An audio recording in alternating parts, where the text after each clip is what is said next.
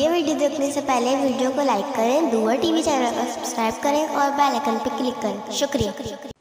اور عبادت کا جوہر کامل دعا ہے، کیونکہ عبادت سے مقصد کیا ہے؟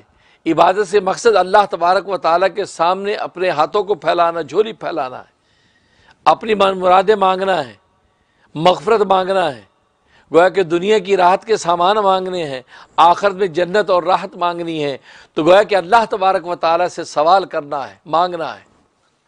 تو عبادت کا چونکہ مقصد اور اس کا جوہر کامل دعا ہے، اس لیے قرآن کریم میں پہلی جو سورت اللہ تبارک و تعالیٰ نے نازل فرمائی، اس سورت کا ایک نام سورت الدعا، تو گویا کہ دعا ہی سے شروع کیا، دعا اور دعا ہی پر قرآن کو ختم کر رہے ہیں، کیونکہ قل اعوذ برب الناس اس کے اندر بھی دعا ہے، گویا کہ اللہ تبارک و تعالیٰ کی پناہ میں بندہ آ رہا ہے۔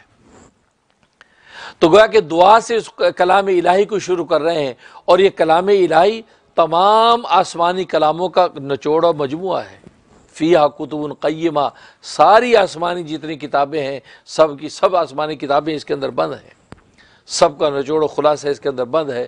تو قرآن کریم کو دعا سے شروع کیا، پہلی سورت کا نام ہی سورت دعا ہے، اور اس میں اللہ تبارک و تعالیٰ بندے کو مانگنے کا سلیقہ بتلا رہے ہیں، دعا کرنے کا ڈھنگ بتا رہے ہیں کہ تمہیں اللہ سے مانگنا کیسے ہے، اللہ سے تمہیں دعا کرنی کیسے ہے۔ اور وہاں فرمایا ایاک نعبد و ایاک نستعین، تو ایاک نعبد میں عبادت کا ذکر کر رہے ہیں، گویا کہ بندہ یہ کہتا ہے کہ ہم تیری ہی عبادت کرتے ہیں۔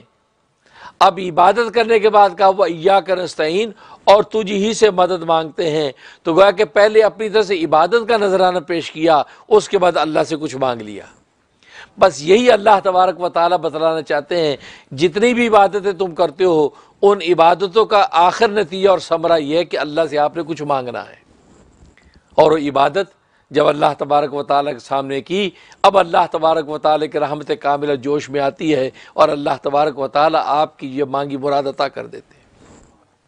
تو ایاک نعبد، ہم تیری ہی عبادت کرتے ہیں، یعنی تیری بھی عبادت نہیں، تیری ہی، گویا کہ خالص توحید کے مقام پر فائز ہو جاتا بندہ، تو مقام توحید پر فائز ہو کر کہتے ہیں تیری ہی عبادت کرتے ہیں، تیری سوا گویا کہ کسی اور کی عبادت کا تصور بھی نہیں ہے، شرک کا شے بنی۔ وَإِيَّاكَ نَسْتَعِينُ، اور تجھ ہی سے مانگتے ہیں، تجھ ہی سے مدد مانگتے ہیں، تو گویا کہ مانگنے کا جو سوال ہے، سوالی بن کے اگر جھولی پھیلاتے ہیں تو وہ بھی تیرے سامنے پھیلاتے ہیں، کسی دوسرے کے سامنے نہیں۔ لیکن اسباب کے درجے میں دوسرے کے سامنے بھی انسان مانگتا نظر آتا ہے، دوسرے سے مدد لیتا نظر آتا ہے، لیکن اس کے دماغ میں یہ ہوتا ہے کہ یہ سارے فیصلے آسمانوں سے ہونے ہیں۔ تبھی تو حدیث میں آتا ہے کہ تمہیں اگر ایک نمک کی ڈلی کی ضرورت پیش آ جائے یا ایک جوتے کے تسمے کی ضرورت پیش آ جائے، وہ بھی اپنے اللہ سے مانگو۔ اب نمک کی ڈلی اللہ سے کیسے مانگیں؟ تسمہ جوتے کا تسمہ کیسے مانگیں؟ اس کا مطلب یہ ہے کہ آپ دنیا میں کسی اسباب کے درجے میں مدد لینے سے پہلے اللہ تبارک و تعالی سے دعا کرو کہ یا اللہ مجھے نمک چاہیے، اچھا سا نمک عطا کر دیجیے، یا اللہ مجھے جوتے کا تسمہ چاہیے، اچھا سا تسمہ عطا کر دیجیے۔ دعا کی، اس کے بعد اسباب کے درجے میں آپ بازار میں نکل گئے، جا کر نمک خرید لیا، یا پڑوسی سے نمک مانگ لیا، یا کسی دوسرے سے مدد مانگ لی۔ تو گویا کہ اسباب کے درجے میں بھی جب کوئی چیز مانگے تو سب سے پہلے اللہ تبارک و تعالیٰ کے ہاں دعا کر کے درخواست پیش کر دیں۔ اور دعا بڑی عجیب چیز ہے، اللہ تبارک و تعالیٰ کے ساتھ اگر مضبوط سے مضبوط رابطہ رکھنا ہے تو کثرت سے دعا کرو۔ اسے میرے دادا پیر حضرت ڈاکٹر عبداللہ عارفی قدس سرہ، جو حضرت حکیم الامت مجدد ملت مولانا شفری تھانوی رحمہ اللہ تعالیٰ کے جلیل القدر خلفاء میں سے تھے، کراچی کے اندر، تو گویا کہ وہ کتب تھے حضرت ڈاکٹر عبداللہ عارفی قدس سرہ۔ وہ فرماتے تھے اللہ تعالیٰ سے مانگنے اور مانگتے رہنے کی عادت ڈال لو۔ جب اللہ سے مانگنے اور مانگتے رہنے کی عادت ڈال لو گے، تمہارا رابطہ اللہ تبارک و تعالیٰ کے ساتھ قوی ہو جائے گا، اور بس اوقات نہیں بھی مانگو گے تو اللہ تبارک و تعالیٰ تمہاری ضرورت کے مطابق عطا کر دیں گے۔ یہ دعا ایسی کیونکہ دعا عبادت کا نچوڑ ہے، خلاصہ ہے، اس لیے خلاصہ اور نچوڑ جب آپ نے حاصل کر لیا، نتیجہ کیا ہوا؟ عبادت کا منشا پورا ہو گیا۔ اس لیے فرماتے چھوٹی چھوٹی چیزیں بھی اللہ سے مانگو، یہاں تک فرمایا کرتے تھے کہ اگر گھر میں بجلی چلی گئی تو کہو کہ یا اللہ جو ٹیکنیکل پرابلم ہو گیا جس کی وجہ سے بجلی چلی گئی یا اللہ اس کو ٹھیک کر دے، اپنے لطف و کرم سے یا اللہ ٹیکنیکل پرابلم ٹھیک کر دے۔ پنکھا نہیں چل رہا، یا اللہ پنکھا خراب ہو گیا، کیا اس میں ٹیکنیکل پرابلم ہو گیا ہے، یا اللہ اپنے لطف و کرم سے پنکھا ٹھیک کر دے۔ دعا پہلے کرو، جیسے دعا کی، دعا کرنے کے بعد اب اسباب کے درجے میں آپ اس کو کرنا شروع کر دیں، اللہ تبارک و تعالیٰ درست کر دیں گے۔ چھوٹی چھوٹی یہاں تک فرماتے تھے کہ میں جب اپنے مطب سے گھر کی طرف آتا، کیونکہ آپ کا مطب جو ہے وہ کراچی میں پاپوش نگر جو ایک علاقہ ہے وہاں پر آپ کا مطب تھا، تو وہاں سے میں جب واپس آتا تو راستے میں کبھی دیکھتا کسی کی موٹر سائیکل خراب ہے، بیچارے کھڑا ہے، وہ موٹر سائیکل اوپر نیچے کر رہا ہے، کیکیں مار رہا ہے، اسٹارٹ نہیں ہو رہی، یا کسی کی گاڑی خراب ہوئی، وہ بونٹ کھول کے وہ گاڑی اندر سے دیکھ رہا ہے۔ فرماتا میں گزرتا تو میں دیکھتے دعا کر، یا اللہ اس کی گاڑی خراب ہے، اس بیچارے کو اپنی منزل پہ پہنچنا ہے، یا اللہ اپنے لطف و کرم سے اس کی گاڑی ٹھیک کر دے، یا اللہ جو بھی اس گاڑی کے اندر مرض اور ڈیفیکٹ پیدا ہو گیا ہے یا اللہ اس پہ اس کو مطلع کر دے اور اس کو درست کر دے۔ دعائیں کثرت سے، میں دعائیں دیتا ہوا جاتا، کہ ظاہر ہے کہتے ہیں اگر انسان یہ سوچے کہ میری موٹر سائیکل اس طرح خراب ہو، میری گاڑی خراب ہو، تو کیا انسان کے جذبات ہوتے ہیں کہ یار کوئی ایسا بس معجزہ ہو جائے کہ گاڑی ٹھیک ہو جائے، منزل پہ پہنچو۔ تو وہی کیفیت اس بیچارے کی کس مصیبت میں مبتلا ہے، فرمایا کچھ نہیں کر سکتے تو اس کے لیے دعا کرتے ہوئے گزر جاؤ، کھڑے ہو کے اس کی مدد نہیں کر سکتے، دعا کرتے ہوئے گزر جاؤ، کیونکہ دعا اتنی بڑی طاقت ہے، اتنی بڑی طاقت ہے کہ یہ مومن کو اس کا پتہ ہی نہیں ہے۔ تبھی تو نبی کریم صلی اللہ علیہ وسلم حدیث میں فرماتے ہیں کہ الدعاء سلاح المومن، مومن کا ہتھیار دعا ہے، مومن کا ہتھیار اس کا دعا ہے۔ اس لیے حدیث میں فرمایا کہ لوگو کیا میں تمہیں ایسا کوئی عمل نہ بتا دوں کہ جس کے ذریعے تم اپنے دشمنوں کے واروں سے بچ جاؤ اور رزق کے خزانے تم پر کھل جائیں؟ فرمایا بتا دوں؟ فرمایا کہ وہ دعا ہے، فرمایا کہ وہ جو عمل ہے وہ دعا ہے، اور دعا فرمایا کہ سلاح المومن، مومن کا ہتھیار ہے۔ اب بتاؤ دنیا کے اندر انسان یہ دو چیزوں کے علاوہ چاہتا کیا ہے؟ یہ چاہتا ہے کہ دشمنوں کے واروں سے بچیں، دشمنوں کی دشمنی و عداوت سے بچ جائیں اور رزق کے خزانے کھل جائیں۔ اس کے علاوہ آدمی کیا چاہیے آدمی کو؟ انسان اگر غور کرے، انسان کی ساری زندگی کا مطمع نظر یہی ہے، رزق کے دسترخوان وسیع ہوں، اور رزق سے روٹی کا نام نہیں ہے، روٹی بھی رزق ہے، لیکن سارے انسان کی ضروریات زندگی رزق کا حصہ ہے۔ انسان کا کھانا ہے، پینا ہے، پہننا ہے، اوڑھنا ہے، رہنا ہے، سہنا ہے، اولاد ہے، بیوی بچے ہیں، پوری زندگی کی جتنی ضروریات ہیں وہ تمام کے تمام رزق میں شامل ہیں۔ ایون انسان کی کامیابی کی جو منازل ہیں وہ سب رزق کا حصہ ہیں۔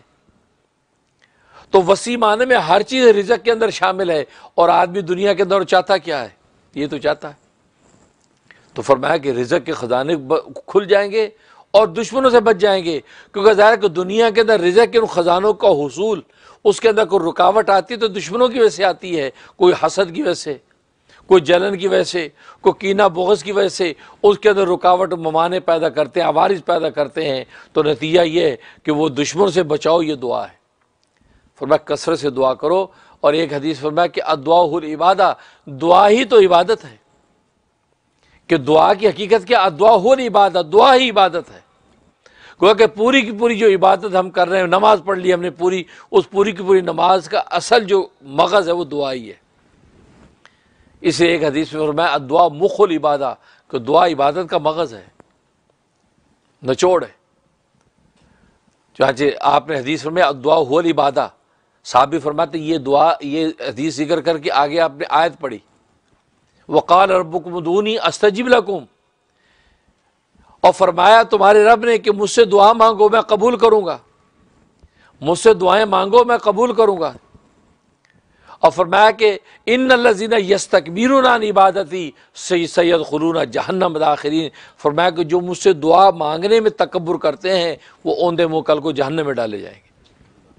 ان الذین یستکبرون عن عبادتی، اور عبادت سے مراد دعا مراد ہے، جو میری دعا سے، کیوں کہ الدعاء هو العبادہ نبی نے فرمایا، تو گویا کہ دعا کو خود عبادت ہی فرما دیا، تو گویا کہ یہاں عبادت سے مراد قرآن میں کیا ہے؟ دعا۔ تو فرمایا کہ جو مجھ سے دعا کرنے سے تکبر کرتے ہیں، منہ موڑتے ہیں، مجھ سے مانگتے نہیں ہیں، تو فرمایا کہ کل روز قیامت میں اوندے منہ ذلیل و خوار کر کے جہنم میں ڈالے جائیں گے۔ اب اندازہ کریں اللہ تبارک و تعالیٰ کو سے دعا نہ مانگنا اللہ کو کتنا برا لگتا ہے۔ اسے ترمذی کی حدیث ہے کہ جو شخص اللہ تبارک و تعالیٰ سے دعا نہیں کرتا، مانگتا نہیں، وَمَن يَسْأَلِ اللَّهَ، تو جو اللہ تبارک و تعالیٰ سے مانگتا نہیں، سوال نہیں کرتا، تو میں یغضب علیہ، اللہ اس پر غضبناک ہو جاتے، غصے ہو جاتے۔ اور دنیا میں جس سخی جو بندے سے مانگنے والے سے انسان جو ہے چڑ جاتا ہے، یار یہ مانگتے رہتا ہے، اور اللہ میاں مانگنے والے سے خوش ہوتے ہیں۔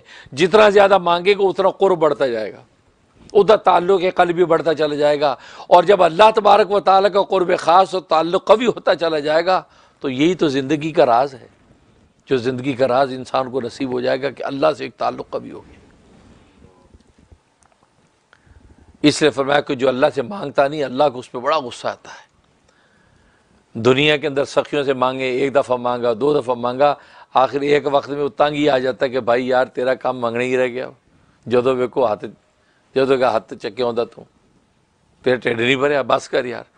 بڑے سے بڑا سخی کبھی نہ کبھی کہہ دیتا ہے، لیکن وہ کریم وہ ہے، وہ سخی داتا ہے، اس سے جتنا مانگو اتنا خوش ہوتا ہے، بلکہ نہ مانگنے والے پر ناراض ہو رہا ہے کہ تم مانگتے کیوں نہیں مجھ سے۔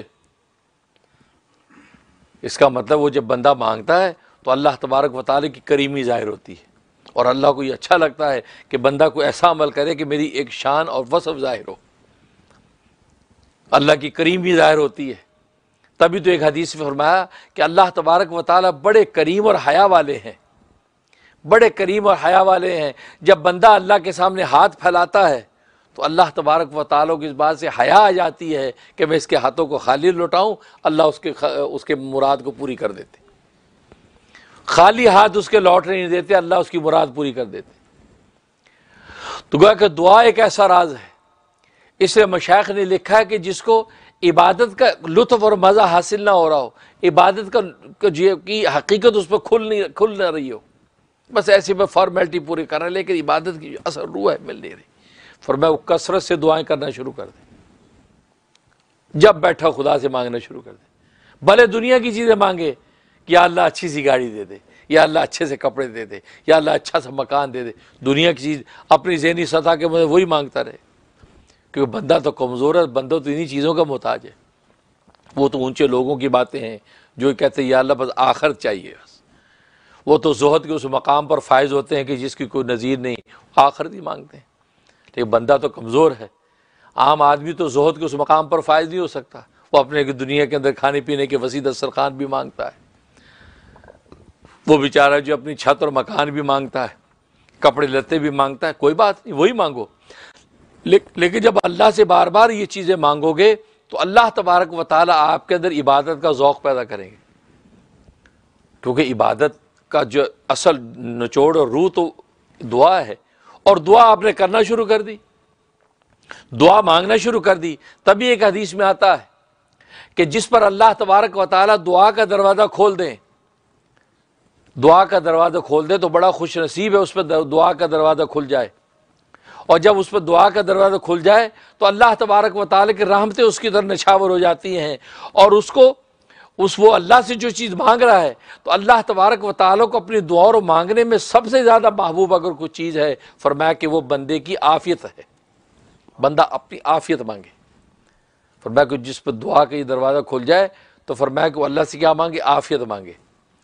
اللہم عافنا واعف عنا، یا اللہ ہمیں بھی عافیت عطا فرما اور ہمیں معاف فرما، عافیت مانگے، کیونکہ عافیت کسے کہتے ہیں؟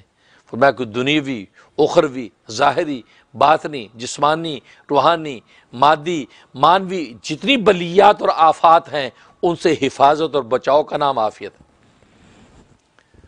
کیونکہ انسان کو بسا اوقات بینیفٹس حاصل ہوتے ہیں زندگی کے، لیکن وہ بینیفٹس بریک جو ہو رہے ہیں وہ آفات کی وجہ سے ہو رہے ہیں، وہ بلیات ایسی نازل ہو جاتی ہے کہ وہ اس کو بینیفٹس کا وہ لطف ہی نہیں رہتا۔ کھانے کے دسترخوان وسیع ہیں لیکن ایسی کوئی آفت و بلیات نازل ہو گئیں، وہ کھانے کا وہ مزہ ہی نہیں ہے۔ پہننے کو خدا نے عطا کر دیا لیکن ایسی کسی مصیبت میں گرفتار ہو گیا کہ پہننے کا لطف ہی نہیں رہا۔ عافیت، اس سے فرمایا کہ عافیت مانگنا اللہ کو بڑا پسند ہے، اور اس لیے بھی پسند ہے کہ عافیت مانگنے میں عزت کا اظہار ہے۔ عزت کے بندہ کیا مانگتا ہے؟ یا اللہ مجھے عافیت عطا فرما، اس کا مطلب یہ کہ آدمی یہ سوچتا ہے یا دنیا کی، آخرت کی، ظاہر کی، باطن کی، مادی، مانوی، جسمانی، روحانی، کسی قسم کی یا اللہ کوئی پریشانی و آفت نہیں آنی چاہیے، میں بڑا کمزور ہوں، اگر آ گئی تو میں اسے بچوں گا کیسے؟ تو اپنے عجز کو چونکہ ظاہر کرتا ہے، اور بندے کا جو عجز ہے یہ اللہ کی نظر اس کو بلند کر دیتا ہے۔ یہ عجز یہ اللہ کو پسند ہے کہ بندہ جو نگاہ جھکا ہے، کیونکہ بندہ جب اپنی حقیقت پہ بھی نگاہ ڈالے تو تھا کیا اور خدا نے کیا بنا دیا۔ ان کی بات پھیلانا صدقہ جاریہ ہے۔ ثواب کی نیت سے ویڈیو کو شیئر کیجیے۔ شکریہ۔